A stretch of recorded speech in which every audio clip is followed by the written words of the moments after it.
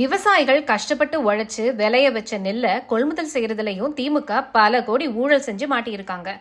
அரசே கொள்முதல் செய்யற நெல்லுக்கு கேரளாவில் ஒரு குவிண்டாலுக்கு 2950 ரூபாயும், சத்தீஸ்கர்ல 2750 ரூபாய், ஒடிசாவில் 3100 ரூபாய் கொடுக்கறாங்க. தமிழ்நாட்டில் விவசாயிகள் குவிண்டாலுக்கு 3000 ரூபாய் கேட்கறாங்க. திமுகவும் தன்னோட தேர்தல் வாக்குறுதியில குவிண்டாலுக்கு குறைந்தபட்சம் 2500 ரூபாய் கொடுப்போம்னு சொன்னாங்க. டெல்டா மாவட்டங்கள்ல ஸ்டாலினும் அதை சொல்லித்தான் ஓட்டு வாங்கினாரு. ஆனா சொன்னபடி எதுவுமே செய்யல. நெல் கொள்முதல் செய்ய போனா 40 கிலோ நெல் மூட்டைக்கு விவசாயிகள்கிட்ட இருந்து 65 ரூபாய் புடுங்குறாங்களாம் அதிகாரிகள். பல நேரம் கொள்முதல் செய்யாம மழையில நனைஞ்சு வீணா போகுது நெல் மூட்டைகள். நெல்லுக்கு ஈரப்பதத்தை காரணம் காட்டி கூடுதலா நெல்லை எடை போட்டு எடுத்துக்கிற பித்தலாட்டமும் நடக்குது. இதையெல்லாம் விட இப்போ தனியார் நிறுவனங்கள் நெல் கொள்முதல் செய்யறாங்க. ஆனா விவசாயிகளுக்கு உடனே பணம் தராம பல மாதங்கள் இழுத்தடிக்கிறாங்க.